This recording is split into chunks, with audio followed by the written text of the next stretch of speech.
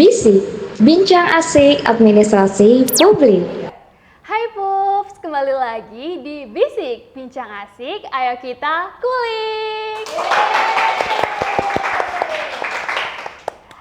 Kenalin, aku Tiara Nuraziza dari Administrasi Publik Angkatan 2024 sebagai moderator yang akan menemani kalian pada episode Bisik kali ini. By the way, sebelum kita memasuki obrolan kali ini, aku mau tahu nih Pups, gimana kabar kalian hari ini? Semoga selalu sehat dan bahagia dimanapun kalian berada ya. Dan jangan lupa untuk selalu minum air putih dan istirahat yang cukup agar kita terhindar dari berbagai penyakit. Anyway, kalian udah penasaran nggak sih sama tema episode Bisik kita kali ini? Nah, kalau udah penasaran, bisa nih aku spill sedikit-dikit terkait tema episode Bisik kita kali ini. Sebagai mahasiswa, kita tentunya udah nggak asing nggak sih sama yang namanya AI atau Artificial Intelligence. Kalau setahu aku sih, AI atau Artificial Intelligence itu merujuk pada kemampuan mesin untuk meniru kecerdasan manusia dalam pembelajaran, penalaran, ataupun pemecahan masalah. Tapi Pups, penjelasan sederhana kayak tadi tuh nggak bakal menjawab pertanyaan kita sepenuhnya terkait AI nggak sih? Karena AI itu bagaikan pisau bermata dua dengan sisi positif dan juga negatifnya. AI membawa banyak sekali manfaat untuk kita, namun kita tidak bisa memungkiri kalau AI juga dapat merugikan kita. So, buat kalian yang penasaran sama tema bisik kali ini terkait AI dan juga bagai pisau bermata dua, bisa banget nih untuk mengikuti bisik kali ini sampai selesai karena kita akan mengulik lebih dalam terkait apa itu AI dan bagaimana manfaat serta ancamannya bagi mahasiswa seperti kita. Nah, tentunya aku nggak akan sendirian di sini karena aku bersama dengan narasumber kita yang sangat keren pada hari ini yang akan menemani kita terkait pembahasan mengenai AI dan bagaimana AI menjadi pisau bermata dua seperti yang telah aku mention sebelumnya. Nah, boleh nih untuk Ibu perkenalkan diri terlebih dahulu. Ya, kenalan santai aja ya. Ya jadi saya Ranjani, saya biasa dipanggil Bu Rara mungkin ya kalau teman-teman familiar dengan saya, dan teman-teman mungkin ada backgroundnya juga kenapa mengundang saya untuk membahas AI, mungkin relate dengan cara saya memberikan tugas gitu. Setelah saya kulik kenapa saya diundang, saya coba tanya sama pembinanya ya, kok saya gitu ngomongin AI, katanya anak-anak HMAP pro AI itu Bu Rara katanya gitu. Nah, nanti kita coba ngomong-ngomong lagi masalah AI khususnya di dunia perkuliahan gitu. Jadi mungkin ringkasnya tadi, saya Ranjani, saya dosen dari Administrasi Publik FISIP Unsud. Salam kenal Ibu Rara. Ibu Rara gimana hari ini keadaannya? Sehat, alhamdulillah. Mbak Tiara sehat ya? Alhamdulillah sangat sehat. Nah Pups, jadi karena kita tadi sudah kenalan nih sama Ibu Rara, yuk kita kulik bareng-bareng gimana cara pakai AI supaya tetap bermanfaat dan gak merugikan.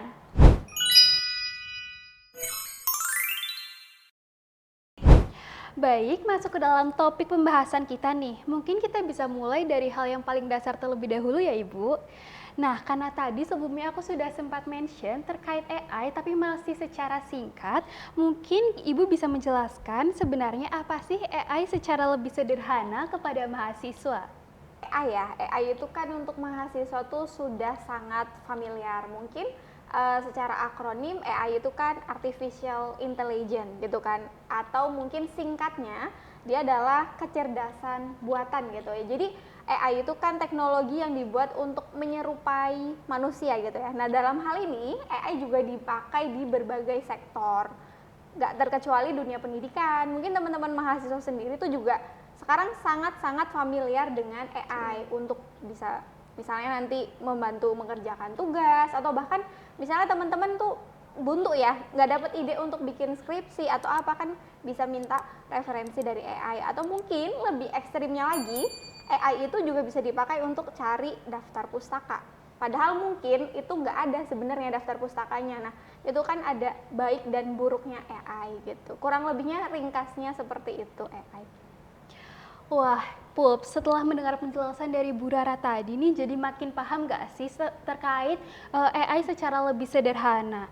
Tapi kita jadi makin penasaran gak sih sama AI tools yang dapat dimanfaatkan oleh mahasiswa. Nah, boleh mungkin Ibu spill terkait AI tools yang dapat dimanfaatkan mahasiswa nih Bu, karena mungkin masih banyak yang kurang familiar dengan nama-namanya. Ya, AI tools itu banyak banget ya, belasan. Tapi mungkin yang paling familiar khususnya untuk teman-teman dari mahasiswa sospol ya atau sosial itu biasanya pakai ChatGPT.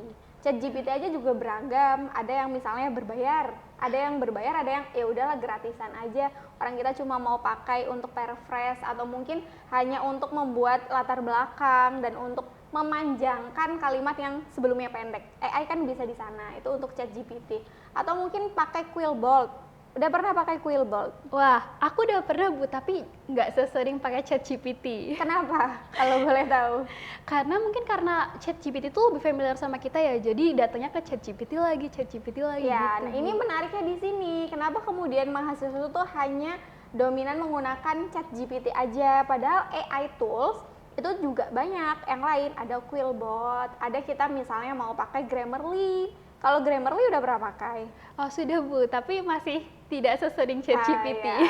Ada juga misalnya untuk bikin presentasi, itu kan ada slides atau mungkin Slides Go. Teman-teman kan sekarang kalau di sosial ya, jurusan teman-teman aja deh di administrasi publik, itu kan banyak tugas yang mungkin dominasinya pembuatan makalah, paper yang intinya harus dipresentasikan. Nah, kita kan kalau dulu kita pakainya Canva, ya kan kita pakai Canva, ya udah template-nya, pattern-nya itu hanya itu saja gitu. Tapi ternyata AI itu juga sudah menyediakan Slides Go. Kita bisa kemudian mengemas presentasi dalam bentuk yang lebih menarik lagi dan mungkin lebih informatif lagi. Dan banyak lagi AI tools lain yang bisa dipakai dengan harapan memang sesuai dengan peruntukannya. Contoh misalnya, jangan cuma pakai ChatGPT aja, coba geser ke Grammarly. Atau mungkin kalau kita mau mengulik sesuatu hal yang lebih dalam dan analisisnya panjang, atau mungkin kita bisa pakai Quillbolt gitu loh. Jadi karena mungkin kecenderungan mahasiswa itu lebih banyak pakai ChatGPT karena gratis ya. Betul Bu, Ya kan? salah satu alasan saya pakai ChatGPT sesering itu juga karena gratis sih Bu. Gratis ya, tapi sejauh ini mungkin pengalaman saya pribadi tidak untuk mengeneralisasi ya, bahwasanya mungkin ini juga nggak terjadi di semua hasil kerjaan mahasiswa. Banyak hasil karya yang kemudian pakai ChatGPT itu kadang ketika di cross check daftar pustakanya atau referensinya tuh tidak ada gitu. Misalnya kita cross check nih di dalam AI itu menyebutkan ada misalnya Ahmad, 2013 titik judulnya dan lain sebagainya. Ketika kita copy paste ke Google Scholar atau Google Cendekia, kemungkinannya citasi tersebut tidak muncul. Berarti kan itu bisa kita sebut sebagai citasi fiktif. Atau mungkin teman-teman juga kadang bisa searching atau dapat data nih dari AI. Ternyata pas kita cross check, oh itu nggak valid gitu. Nah itu kan mungkin bahayanya AI kemudian untuk mahasiswa. Tapi kurang lebihnya memang ya kita memang hidup di era revolusi industri 4.0, bahkan sekarang udah 5.0 yang itu menginisiasi lahirnya AI itu sendiri. Jadi kita juga harus berdamai dengan digitalisasi. Artinya kita yang harus mengendalikan AI. Karena kan AI itu kecerdasan buatan yang dibuat untuk menyerupai manusia. Nah kalau kita yang dikendalikan kan kita yang akan menyerupai robot. Seperti itu kurang lebihnya mungkin. Untuk tools AI-nya tuh sangat banyak. Saya hanya mencontohkan beberapa saja yang mungkin familiar dipakai mahasiswa, khususnya untuk mahasiswa AP ya. Familiarnya kan pasti ChatGPT, Grammarly kalau butuh untuk paraphrase, butuh untuk kemudian mengubah bahasa, kemudian untuk mengganti kosakata yang sama, kemudian bisa pakai Slides Go tadi itu untuk membuat konten presentasi dan lain sebagainya. Begitu. Wah, oke Ibu, terima kasih untuk jawabannya yang jadi kita jadi paham loh AI apa aja sih yang bisa dimanfaatkan oleh mahasiswa. Jadi jangan lupa dicatat ya Pup, siapa tahu kalian butuh untuk kedepannya nanti. Nah berhubungan dengan itu Bu, bagaimana sih AI dapat membantu mahasiswa dalam proses belajar supaya lebih efisien dalam waktu dan memahami materi yang sulit? Ya, AI itu sebenarnya ada dualisme ya, ada sisi positif dan sisi negatifnya.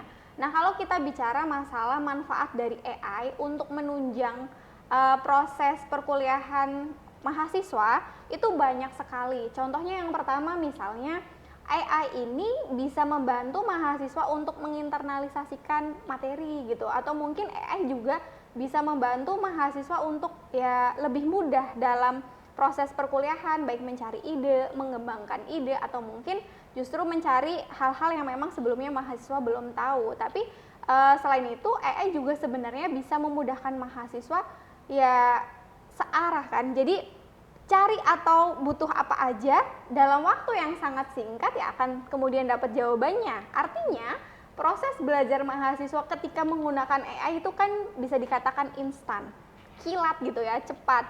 Tapi itu kalau kita bicara masalah positifnya, kalau kita bicara negatifnya juga ada lagi gitu. Wah, Pups tuh, seperti yang disampaikan oleh Ibu Rara, ternyata AI itu sangat membantu mahasiswa kan. Namun melihat kemudahan yang diperoleh oleh mahasiswa dalam menggunakan AI, tentu ada risiko Bu, seperti yang tadi sudah Ibu mention. Nah, risiko apa sih yang membuat mahasiswa terlalu bergantung dengan cara instan dan menjadi malas berpikir? Ya, resikonya tuh beragam juga. Tadi ya, kenapa AI kemudian membuat mahasiswa jadi malas berpikir? Karena memang mahasiswa kemudian merasa ya udah ngapain harus ya merangkai kata-kata sedemikian panjang kalau kita bisa memerintahkan ChatGPT dengan satu kalimat saja. Misalnya teman-teman dengan clue yang biasa dipakai, misalnya bertindak sebagai peneliti dan penulis, saya ingin mengkaji permasalahan terkait retribusi parkir di Kabupaten Banyumas. Itu kan sangat meresahkan. Kalau teman-teman turun langsung ke lapangan kan mungkin butuh waktu nggak sehari 2 hari ya, bisa seminggu, 2 minggu, atau bahkan 1 bulan untuk menghimpun datanya langsung. Tapi kemudian untuk jadi latar belakang itu kan takes time lagi, butuh waktu lagi. Tapi ketika pakai AI mungkin ya dengan hitungan detik atau menit, duduk di satu tempat saja, teman-teman kemudian bisa menghasilkan latar belakang yang utuh. Tapi kan di situ latar belakangnya itu ya validitasnya belum tentu benar. Apalagi kalau kita bicara reliabilitas itu juga belum tentu benar gitu. Nah kemudian jelas AI ini membuat mahasiswa kehilangan kreativitasnya. Karena pada akhirnya akan memunculkan adiksi ya, ketergantungan. Mahasiswa akan lebih cenderung nyaman untuk menggunakan AI, kayak ya udah ngapain repot, kita bisa selesai dalam waktu sekejap. Padahal kalau dari segi atau sisi, atau mungkin kalau bahasa teman-teman tuh POV dosen, saya pribadi tuh tahu tulisan yang pakai AI. Karena kadang mahasiswa terlalu terburu-buru. Contohnya nih, teman-teman copy paste dari AI untuk jadi makalah. Ada strip-strip kecil yang kemudian tidak dihapus, itu ciri-ciri AI pertama. Kemudian bullets numbering dari AI itu beda dengan bullets numbering yang kita buat sendiri dari Word gitu kan. Selain menghilangkan kreativitas, kita juga jangan lupa bahwa memang saat ini eranya digitalisasi, saat ini eranya revolusi industri. Tapi di Indonesia itu kan masih sangat erat dengan disparitas teknologi. Artinya dengan kemudahan AI ini justru memicu masalah baru, adanya ketidakadilan pendidikan. Iya kan? Kita di Purwokerto, kita bicara Purwokerto aja. Kita di Purwokerto dengan sinyal yang sangat bagus, kita bisa akses semua materi yang kita ingin pelajari, kita ingin internalisasi. Tapi bagaimana dengan teman-teman kita yang sama-sama di Kabupaten Banyumas tapi di pinggir Gumelar misalnya, atau mungkin di Sumpyuh, atau mungkin di tempat-tempat lain gitu yang mungkin aksesnya relatif lebih terbatas daripada yang kita miliki di sini. Artinya kan memang ada ketidakadilan dalam dunia pendidikan. Padahal kalau secara utuh kan AI atau artificial intelligence ini di dunia pendidikan ya tujuannya harusnya memajukan gitu ya, memajukan atau memudahkan mahasiswa untuk kemudian mengakses pendidikan. Tapi kemudian ya muncul masalah baru seperti tadi, ketidakadilan pendidikan, atau mungkin nanti adanya bias informasi, mengingat memang ya AI itu banyak menyajikan data-data yang kurang valid gitu. Bahkan kalau misalnya nih, teman-teman bisa coba aja iseng gitu. Oh besok aku mau sambutan, tapi grogi banget. Belum bikin prompter gitu ya, atau belum bikin naskah sambutan. Nyuruh AI lah bikin naskah sambutan. Dengan satu kalimat perintah teman-teman di AI, itu AI bisa nyebutin nama orang loh. Padahal nggak kenal, ya kan? Misalnya AI tiba-tiba akan menyebut yang saya hormati Ketua RT Ibu Puji. Kan namanya nggak ada, tapi AI bisa melakukan itu. Artinya memang perlu kita cross check lagi kebenaran dari AI.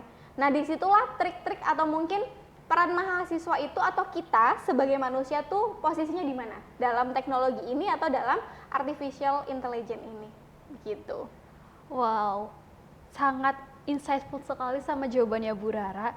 Nah, setelah kita membahas manfaat dan risiko penggunaan AI nih Pups, tentu muncul pertanyaan lanjutan yang gak kalah penting, yaitu soal etika dalam penggunaannya. Nah, menurut Ibu, apa sih contoh penggunaan AI yang masih bisa dikatakan etis?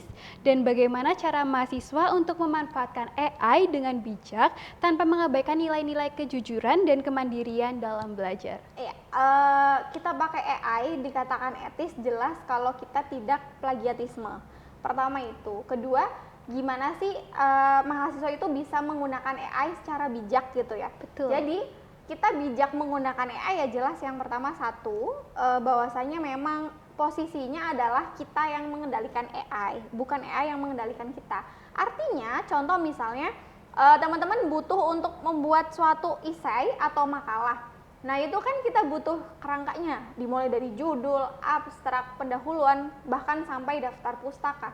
Itu kan kalau kita secara beretika, secara benar gitu ya, secara jujur, seharusnya keseluruhan itu bukan menjadi tanggung jawab AI, tapi kita juga perlu menentukan arahnya seperti apa. Artinya perlu ada ya kerja manusia juga di situ. Karena kan kalau tidak ya manusianya kalah nih, posisinya kan di situ. Makanya di sini ketika bijak ya sesuai dengan peruntukannya. Jadi tidak menggantungkan keseluruhan dari tujuan kita bekerja itu apa atau mungkin keseluruhan dari beban tugas kita kepada AI, tapi lebih kepada menggunakan AI sebagai salah satu referensi saja gitu. Kemudian teman-teman selain familiar untuk menggunakan AI itu kan juga sudah mulai paham dengan AI detektor, ya kan? Ada AI detektor, ada cek plagiatisme, tapi kalau untuk AI detektor itu kan nggak bisa terdetek di Turnitin cek ya atau plagiatisme cek. Jadi biasanya mungkin bisa kedetek justru di Grammarly atau di tools-tools AI detektor. Nah mungkin bijaknya mahasiswa seharusnya bisa ngecek dulu sebelum misalnya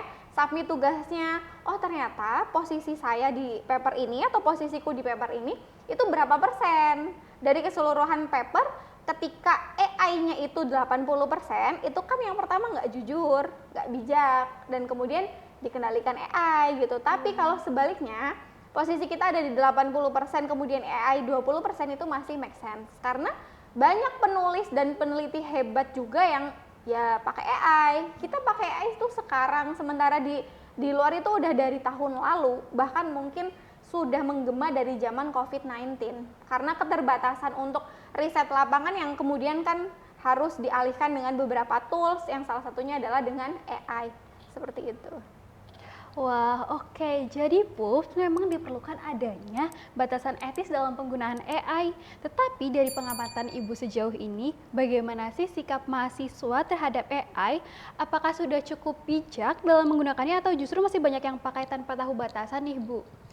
Kalau bicara masalah mahasiswa ya, pengalaman saya sendiri di kelas saya, kebetulan kan saya mengajarnya beragam. Mungkin yang bisa saya pakai contoh tuh ketika saya mengajar di mata kuliah kebijakan publik misalnya. Kan saya nggak mungkin mencontohkan untuk mata kuliah pengantar statistika terapan. Karena kan saya juga mengantar statistik yang mana memang sebenarnya saya juga paham bahwasanya soal statistik itu juga bisa di AI kan. Tapi saya juga paham bagaimana ciri-ciri pekerjaan yang dikerjakan oleh AI dan yang dikerjakan oleh mahasiswa gitu. Nah kemudian sejauh ini di kelas saya sendiri karena memang sudah saya sampaikan dari awal, saya mengizinkan teman-teman menggunakan AI dengan batasan-batasannya, dengan beberapa ketentuan termasuk prosentase maksimal AI detektor dan plagiatisme. Jadi kalau di kelas saya tuh mahasiswa lumayan sudah aware masalah etika penggunaan AI. Pun misalnya ada yang mendominasi pakai AI, ada, jelas ada, tapi kalau secara prosentase itu kecil. Misalnya yang mahasiswa hanya berpaku dengan AI itu ya ada. kan nggak memungkiri ya bahwasanya memang mahasiswa itu punya karakteristik masing-masing. Barangkali memang punya kesibukan di luar perkuliahan. Jadi ya hal itu mungkin wajar saja, cuma harapannya ke depan, apalagi nanti kan teman-teman akan menempuh proses panjang sampai tugas akhir. Yang mana itu juga butuh proses penulisan yang panjang, yang tidak mungkin kita gantungkan sepenuhnya ke AI gitu. Jadi harapannya bisa bijak-bijak. Oke, ketika kita burn out atau ketika kita deadlock nih, nggak dapat ide, pakai AI. Tapi bukan berarti apa yang AI keluarkan itu kita pakai. Contoh misalnya dari satu kalimat yang AI keluarkan kita bisa paraphrase gitu loh. Atau mungkin kita bisa kembangkan. Atau bahasa simpelnya coba kita manusiakan kalimat AI tersebut. Karena kalau teman-teman pahami, teman-teman baca nih, kalimat yang keluar dari ChatGPT itu agak aneh untuk kita lafalkan, karena kan itu bahasa robot. Coba teman-teman baca, kalau teman-teman baca, ketika teman-teman misalnya menyusun paper, makalah atau artikel ilmiah, atau mungkin bahkan sampai di policy brief gitu ya, ketika menggunakan AI, ada bahasa-bahasa yang menurut kita tuh aneh untuk diucapkan. Nah itu kan lebih kepada bahasa robot. Jadi coba teman-teman menggunakan AI tapi dimanusiakan, bahasanya gitu, dirubah dengan bahasa kita sendiri. Atau misalnya nih kalimatnya kan kadang kalimatnya pasif ya, kita aktifkan gitu loh. Jadi tetap harus ada effortnya kita, karena akan bahaya ketika kita pakai AI terus kita effortless. Ya sudah, itu berarti kan hasil kerja robot, dan ya pada intinya nanti kita sebagai manusia akan dijajah oleh AI itu sendiri. Jadi ya kita akan tidak mau untuk berkreasi gitu kan, akan tidak mau untuk berinisiasi, atau mungkin ya tidak mau untuk mencari hal-hal yang menunjang atau mendukung tulisan kita, atau mungkin karya kita, atau mungkin kegiatan kita, seperti itu. Nah, jangan lupa diperhatikan sama apa yang udah disampaikan Ibu Rara ya Pups. Meskipun AI merupakan cara yang instan untuk kita dapat mencari informasi, tetapi jangan lupa untuk menyaringnya terlebih dahulu juga ya. Dan selanjutnya muncul pertanyaan yang lain nih, yaitu keterampilan apa sih yang diperlukan oleh mahasiswa agar tidak terlena oleh kemudahan dengan adanya AI, begitu Ibu? Iya. Bicara keterampilan oleh mahasiswa agar tidak terlena dalam penggunaan AI itu jelas ya. Bicara keterampilan paling dasar yang harus mahasiswa miliki itu kan sebenarnya membaca. Jadi mahasiswa tuh harus mau membaca, ya kan? Setelah banyak membaca, mahasiswa juga harus mau menulis. Yang ketiga, mahasiswa juga harus mau mengkutip. Artinya dari 3 kegiatan ini itu ada proses journaling. Ada nggak sih mahasiswa sekarang yang kalau ditanya hobinya apa Mbak? Journaling? Nggak ada. Journaling yang dimaksud itu kan baca jurnal satu ke jurnal yang lain, ya kan? Coba untuk cari referensi yang memang valid gitu ya, cari referensi yang memang ya bisa dipakai dan bisa dipertanggungjawabkan kebenarannya. Kan nggak mungkin sekelas mahasiswa misalnya kita pakai referensi dari Wikipedia, Blogspot, yang mana kita tahu itu kalau kita mundur ke belakang, Blogspot tuh garapan kita zaman SMP, ya nggak? Iya. Waktu SMP tuh kan kita masih suka ganti-ganti background blog kita, itu jadi tugas mata pelajaran TIK misalnya gitu kan. Nah, mahasiswa masa mau disamakan seperti itu. Jadi ya keterampilan yang tadi terlihat basic ya, membaca, menulis, dan kemudian mengkutip gitu ya. Tapi kalau kita satukan, pada intinya mahasiswa tuh harus mau dan terbiasa untuk journaling. Karena sampai kapanpun, coba teman-teman dari semester 1 ke semester lain yang akan dipertanyakan sama dosen itu kan sebagaimana teman-teman bisa mengkutip, atau sebagaimana atau sebanyak apa referensi yang teman-teman pakai dalam menyusun suatu karya. Ya enggak? Mungkin teman-teman sering dengar ada beberapa yang, lah kok karyanya kutipannya cuma 1, berarti kan sisanya hasil asumsi pribadi. Asumsi pribadi tidak dibuktikan dengan data lapangan atau proses penelitian. Dari mana kita bisa kemudian simpulkan itu valid? Kan nggak bisa. Makanya dengan proses journaling itu kan nanti ada penggabungan nih. Contoh misalnya kita mau bicara masalah, ya tadi kita pakai contoh yang sama aja, parkir di Kabupaten Banyumas gitu ya. Kan nggak mungkin kita bicara potensi parkir di Kabupaten Banyumas itu sangat tinggi, tapi itu asumsi kita. Orang nggak akan percaya kalau itu kita yang ngomong. Tapi Beda misalnya kita ngomong potensi parkir di Kabupaten Banyumas sangat tinggi dalam kurung hasil riset terdahulu. Artinya itu kan hasil penelitian yang sudah dibuktikan, ya kan? Betul. Bedanya kan di situ. Jadi teman-teman mahasiswa ketika membuat esai, karya tulis, karya ilmiah itu lupa untuk kemudian memposisikan dirinya sebagai penulis atau mungkin ya tidak sebatas merger aja. Tulisan dari sana dicomot sana comot sini, tapi harusnya nyatu dan nyambung gitu ya. Jadi intinya mahasiswa, kalau saya pribadi hanya butuh satu keterampilan, yaitu journaling yang mencakup ya mahasiswa harus mau untuk membaca jurnal baik nasional maupun internasional. Kemudian mahasiswa harus mau untuk menulis kan kadang terlihat gampang, tapi kadang juga apa yang kita tulis juga seringkali kita sesalkan, ya enggak? Misalnya nih, hari ini kita menulis pendahuluan satu halaman, ternyata ketika besok kita baca lagi, kok aneh ya bahasanya, ya kan? Nah itu kan ternyata perlu skill. Kalau dalam bahasa ilmiah nantinya kita akan punya namanya gaya selingkung, ada alurnya tersendiri. Hasil tulisan saya dengan hasil tulisan teman-teman pasti akan mewakili karakter atau cara atau gaya penulisan yang bersangkutan gitu. Jadi dengan journaling itu tadi, setelah membaca, menulis, kemudian mau untuk cari berbagai sumber ya, yang di sini tuh yang valid. Sekarang kan eranya kita udah maju, nggak cuma kita harus semuanya ngambil secara manual atau secara langsung ke lapangan, tapi kita harus bisa memanfaatkan digital itu tadi. Kita mau nyari data nih, data jumlah penduduk, kan nggak mungkin kalau teman-teman harus survei atau sensus sendiri ke Kabupaten Banyumas. Ya kita pakai digitalisasi, ada beberapa data yang kemudian sudah ditampilkan di situs-situs atau web resmi dari pemerintah. Misalnya seperti itu, atau mungkin ada hal-hal lain yang kemudian bisa kita ringkeskan atau sederhanakan yang yaitu bisa hemat waktu, hemat biaya, hemat tenaga, dan lain sebagainya. Mungkin itu untuk keterampilan utama yang harus mahasiswa miliki. Saya bicaranya di journaling karena memang saya fokusnya lebih kepada mahasiswa di khususnya administrasi publik, yang mana memang skill utama yang harus teman-teman miliki kan skill penulisan, ya nggak? Jadi dari berapa semester deh, dari Mbak Tiara sendiri tuh mungkin punya pengalamannya kan, pernah nggak ditanya kenapa nggak bisa logaritma? Kan enggak, ya kan? Karena kan kita lebih kepada ilmu sosial gitu kan. Bahkan dari SKS-nya teman-teman itu kan padat, yang semuanya mencakup berbagai bidang ilmu gitu. Jadi harus bisa aware dengan sekitar, tapi ya mau untuk mencari validitas dari data atau informasi tersebut, begitu. Wah, tuh Pups, take note sama apa yang disampaikan Bu Rara ya. Journaling itu penting banget untuk kita sebagai mahasiswa. Nah, selanjutnya nih Bu, sebagai penutup, kita tahu bahwa ya ini bagaikan pisau bermata dua dengan sisi positif dan juga negatifnya nih. Nah, apakah ada harapan Ibu untuk mahasiswa dalam menyikapi perkembangan AI ke depannya?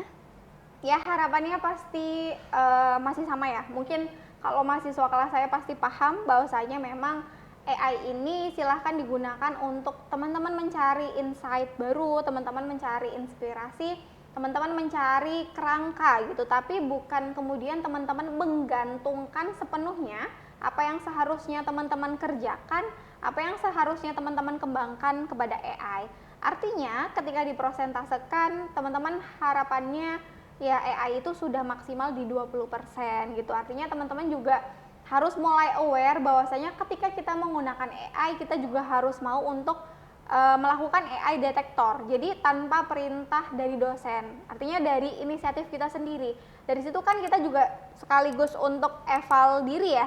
Ternyata berapa persen sih kebergantungan kita terhadap AI gitu. Apakah kemudian cuma 20%? Ternyata 20% tuh mungkin ada yang cukup risau, kenapa aku 20% bergantung pada AI, kenapa nggak bisa diturunkan lagi. Nah itu kan yang kemudian akan memicu motivasi positif gitu ya. Mungkin itu. Wah, banyak banget insight yang didapatkan dari Ibu Rara terkait AI yang diibaratkan pisau bermata dua ya Pups.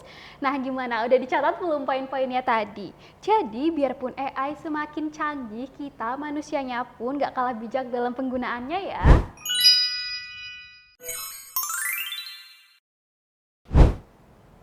Setelah mendengar penjelasan dari Bu Rara tadi, pasti pandangan kita terkait AI semakin terbuka kan ya Pups? Kita nggak cuma dapat pengetahuan tentang penjelasan apa itu AI, tapi kita juga tahu dampaknya untuk mahasiswa seperti kita.